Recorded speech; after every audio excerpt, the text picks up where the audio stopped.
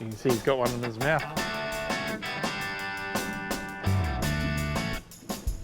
Well, good morning and welcome to Aotearoa Fishy Business. And what we're doing today is I've brought my mate Logan here out for a fish in Eden. Logan was so nice to take me out trout fishing down Huntley Way and show me a few of his secret spots. So I've brought him up to Bream Bay and we're going to have a bit of a fish around here for the day. And a nice way to start the day. We've got a good looking fish on here. Come check this out. Well, it's a good looking trevally. I'll get Logan to put him in the net because he's only just hooked.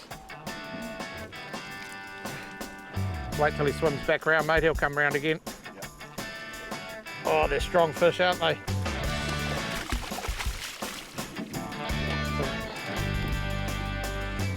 Well, that's a nice way to start the day. Catching a few liveys. We've got some sashimi for dinner. Trevally's one fish you do get a lot of in springtime. Come on, Eden. It's your turn now. We're there, we're there. We decided to live bait the rising tide in the morning, so the first job was to find the live bait. Oh, here we go. So bait's been pretty hard to come by this morning and we want to go live baiting for the first part of the day. So there's been no mackerel around. They're either being chased or they're not feeding. So what we've done is we've come into a little rock called the Frenchman. We've burleyed up really hard and we've got the piper going. We're catching some beautiful piper. They're probably, I don't know, 20 centimetres long. So they're ideal for live baits. Doing well there, Logan? Something I haven't done for a long time, but something I did a lot of. Yeah. So now we've got a nice trevally and we've got a bunch of piper. So worst case scenario, we've got trevally and piper for dinner, and I tell you, those piper are delicious.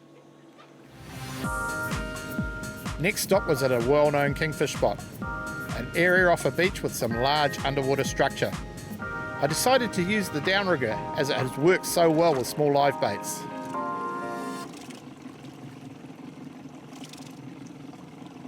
So Logan, what I've brought you to here, mate, is what we call the yellow buoys. They're actually the Niwa buoys. And out from here, underneath there's a structure where there's seawater pumped in and out, and there's a bit of a sort of a pipe that comes up, and that attracts a lot of bait fish, and occasionally we get a good kingy here. So what we're going to do, it's a pretty popular spot off Ruakaka Beach. Everyone comes here, everyone sort of knows about it. But we're going to go and downrig some of these piper that you caught for us, see if we can get a decent fish. Nice. Looking forward to it. And I hear you like a bit of light tackle action, so we're going fairly light, eh? Okay. Good. Not a problem. I'll get one of these piper. Trick with piper to be very gentle when you're handling them and put the hook right up through the beak, through the hardest part. We break the beak off, as Eden will always tell you, and we just feed them out. So when we're down rigging, I usually run about a 20-foot mono leader. Put my rod in there and clip them onto the clip. And interestingly, we only let it down probably 3 metres.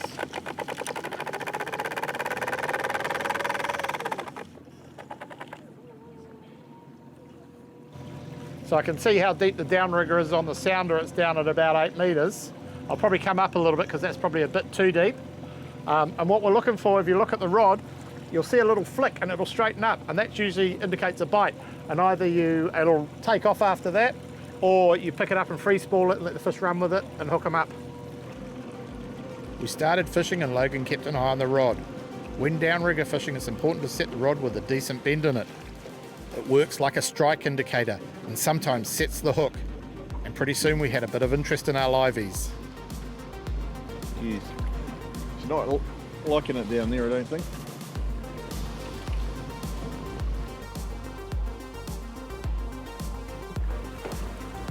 Yep. Great strike. Out, out, out, out, out. Take your time, you got him. Turn in, Eden, you got to turn in, turn in. Turn into the beach.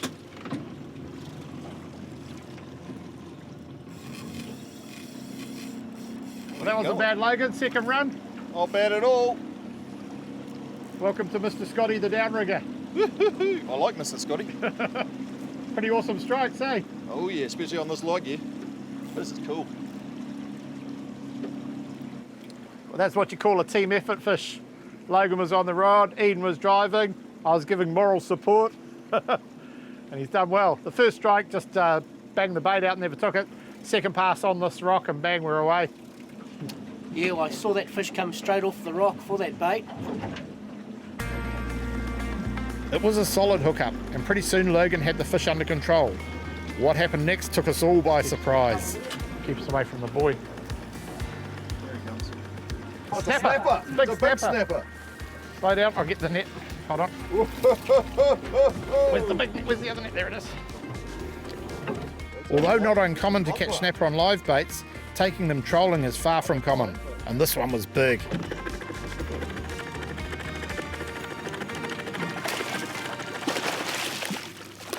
Slowly, slowly. Oops. Here he comes. Lead him in, lead him in. Here he comes. Wow. How was that? There's a turn up for the books. Eden was just talking about slow trolling and picking up snapper. Look at that, mate. Grab him out of there. That's a beautiful fish. We were talking about this 5 minutes ago, how we used to catch on live baits and trolling lures at 2 or 3 knots. Good snapper would come up off the bottom, and look what's turned up. Well, that's one thing I never thought I'd get. Trolling live baits in shallow water up off Ruakaka Beach is a snapper of this size. It's just amazing. Well, Logan showed me how to catch sea run trout in the Waikato. Now we're showing him how to catch snapper off Ruakaka. Awesome, absolutely awesome. Thank you very much, Adam. Coming up, changing options to find the fish. It's somewhat frustrating when you see lots of fish on the sounder and you're not getting bites. Beautiful fish. The day's fishing had started well with a good trevally and a big snapper taken trolling a live bait on the Downrigger. We'd moved down Bream Bay and set up for a bit of bait fishing. The fishing was pretty quiet. This is the time to think about your options and work on a new plan.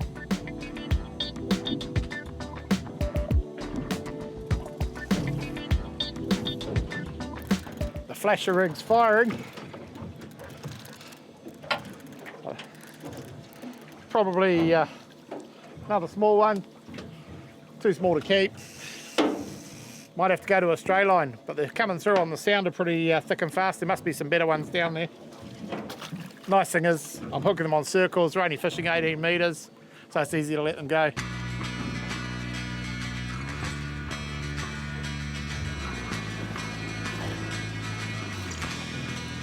So all we could manage was that one snapper up at the Yellow Buoys. So what we've done is we've come down to the Waipu area of Bream Bay. Now Waipu, Ruakaka have river mouths and a little bit of structure. So when you're fishing a beach area, it's always good to find that even the smallest piece of structure will hold good fish. Sometimes if you're fishing over random sand, yeah, you will get on the fish if you find a school of them or you catch a few gurnard. But when you want to really target them off the beach, you've got to find the structure. That's what we're doing now. We found a likely looking spot and I put my rod in the holder to set up the boat. That was a mistake, as just as we were over the fish, Logan hooked up on my rod. Nabbed it. Come on! What do you got this time, mate? Don't know what this is, but it's got a bit of power to it. It just took off. Yeah, well, moving on to that, the foul on the beach, eh? Yeah, that did the trick. See the Koga bouncing in the corner there by itself. They're pretty effective lures, these Kogas. What's it called, snapper? Oh, kahawai maybe? Nah, too deep for Kawa, I reckon. Watch out, because we've got the pick down now, so you're going to have to follow it round. Watch that rod. This is looking pretty promising. Stella. Oh, Ooh, what have we got? Snappy. Yep.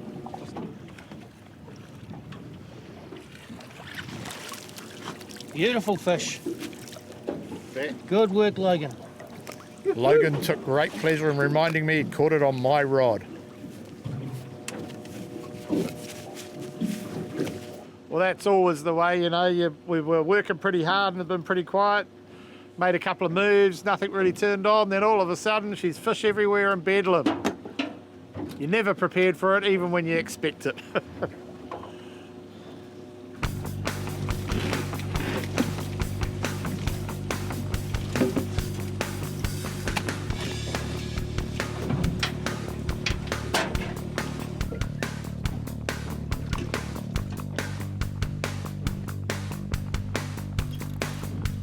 So sounder sprung to life. I just, the boys were throwing soft baits around, but I just put the old favourite flasher down. Just got nailed. Probably smallest fish of the day. We'll let him go, but it's still a fish. I'm sure there's bigger ones down there. Time to get into gear and fish hard, as the fish were on the chew, but bait was still producing only small fish. Well, the last one was a keeper. I've got high standards on this boat. Oh, okay. The 500mm keepers. It's not looking that great.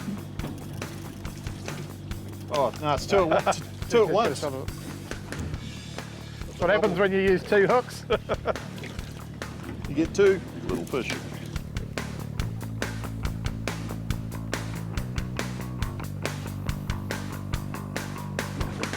Just hope it's a keepable type. Oh, What have we got coming up down there? Oh. Oh, it's a red mullet. Oh, you said you hadn't got one of those for ages. It's a decent size one too. And look at the beautiful Look at colours that. in that. Good old goatfish or red mullet. Beautiful colours on them. I switched to a soft bait thinking the lures would avoid the smaller fish. Might change this one over to a big soft bait with a heavier head. So we're moving around using the sounder to get over little patches of structure, casting lures, dropping baits, trying all sorts of things and getting the odd hook up. It's quite good. But also somewhat frustrating when you see lots of fish on the sounder and you're not getting bites. When that happens, don't be put off, because sometimes the fish just aren't feeding or they're not the right sort of fish. But if you keep working those areas where there's sign, structure, you're going to get rewarded. And I've been rewarded here. Mind putting that in the net, Eden? I think this one can come home. Lovely quality spring fish there. Beautiful, eh?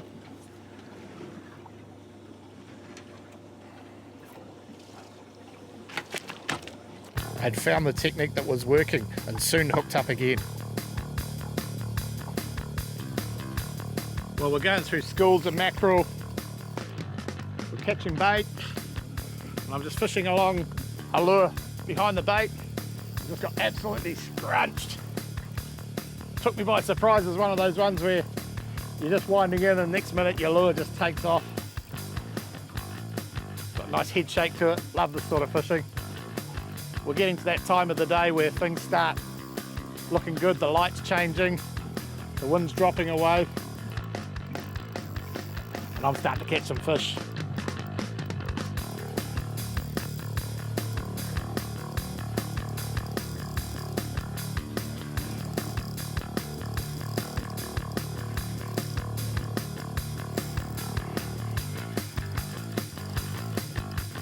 Here we go, nice snap.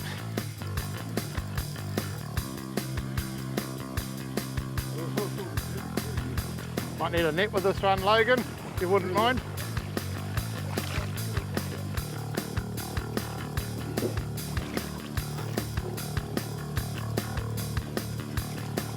I'll lead him in, mate. You just jump in front of me.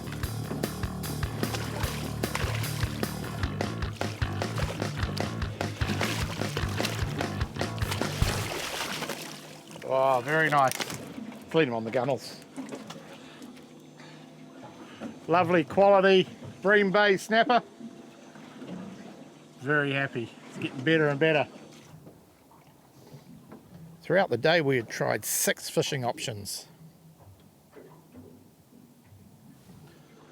Some people get really frustrated when they're fishing because they don't just go out and catch fish straight away. And we've had one of those days where it hasn't been full on at any stage during the day, but we've just worked and tried different techniques. And what we've done is, over that time, we've only caught 5 or 6 keepable fish, but they've all been really good quality. So it's made it a very enjoyable day's fishing.